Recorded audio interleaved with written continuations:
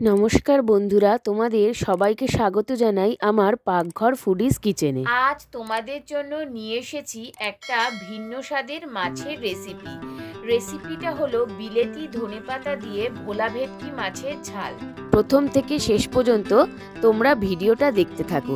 চলো এবার আমরা রেসিপিটা শুরু করি। রেসিপিটা তৈরি করার জন্য আমি নিয়েছি 1 কেজি ওজনের একটা ভোলা ভেটকি মাছ। মাছটাকে পিস পিস করে কেটে ভালো করে ধুয়ে নিয়েছি। মাছটাতে দিয়ে দিচ্ছি 1 চা চামচ হলুদ গুঁড়ো আর সামান্য নুন। মাছটাতে যাতে ভালোভাবে নুন ঢুকে যায় তার জন্য নুন হলুদ মাখিয়ে আমি কিছুক্ষণ রেখে দিচ্ছি। এবার আমি মাছটাকে ভেজে নেব। তার জন্য গ্যাসে কড়াই বসিয়ে তাতে দিয়ে দিয়েছি পরিমাণ মতো সাদা তেল। এবার মাছগুলোকে একে একে তেলে ছেড়ে এপিট ওপিট লাল করে ভেজে নিচ্ছি।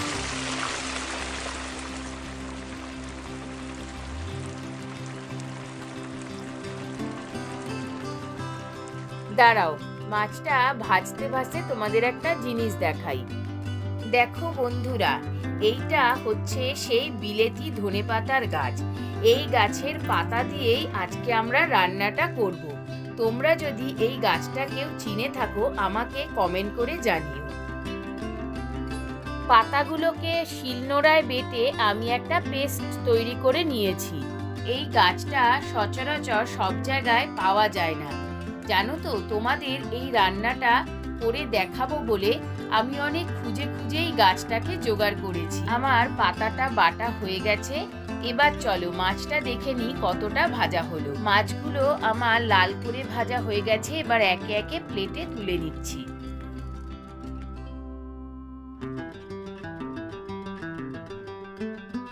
এই রকম ভাবে লাল করে আমি মাছগুলোকে ভেজে নিয়েছি। ওই মাছ ভাজার তেলে আরেকটু তেল মিশিয়ে তাতে দিয়ে দিলাম 1 চা চামচ হলুদ। তারপর তেলে দিয়ে দিচ্ছি আগে থেকে বেটে রাখা 10 থেকে 12টা কাঁচা লঙ্কা আর কালো জিরে বাটা। এবার কাঁচা লঙ্কা বাটা আর কালো জিরে বাটাটাকে নেড়ে চেড়ে ভালো করে মিশিয়ে নিয়ে তাতে দিয়ে দিচ্ছি 1 চা চামচ হলুদ গুঁড়ো, 1 চা চামচ জিরে গুঁড়ো আর সামান্য চিনি। মশলাগুলোকে ভালো করে নেড়ে চেড়ে মিশিয়ে তাতে দিয়ে দিলাম মশলা ধোয়া জল, যাতে মশলাটা পুড়ে না যায়। রান্নাটায় আমি চিনি ব্যবহার করেছি কারণ কালো জিরে দিয়ে মাছের ঝোলটা রান্না করলে একটু তিতকুটে হয়, আর এই তিতকুটে ভাবটাকে কাটানোর জন্যই আমি চিনিটা ব্যবহার করি। মশলাটাকে কষতে কষতে দেখো কি সুন্দর মশলাটা থেকে তেল ছেড়ে দিয়েছে। মশলাটা থেকে তেল ছেড়ে দিয়েছে মানে মশলাটা কষানো হয়ে গেছে। এবার এতে দিয়ে দিচ্ছি পরিমাণ মতো জল।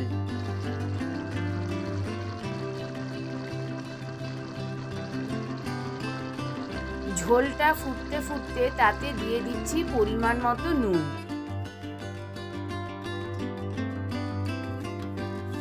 এইবার ঝোলটাকে নেড়ে চেড়ে নিয়ে তাতে একে একে মাছ ভাজাগুলো দিয়ে দিচ্ছি।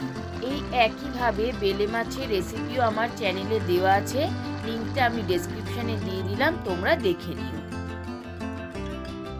মাছ সমেত ঝোলটা ফুটে উঠলে তাতে দিয়ে দিচ্ছি ধনেপাতা বাটাটা। এই রান্নার মূল উপকরণ যেহেতু বিলেতি ধনেপাতা বাটা তো আমি ব্যবহার করেছি, সবশেষে একটু সেই ধনেপাতা কুচিও ছড়িয়ে দিলাম।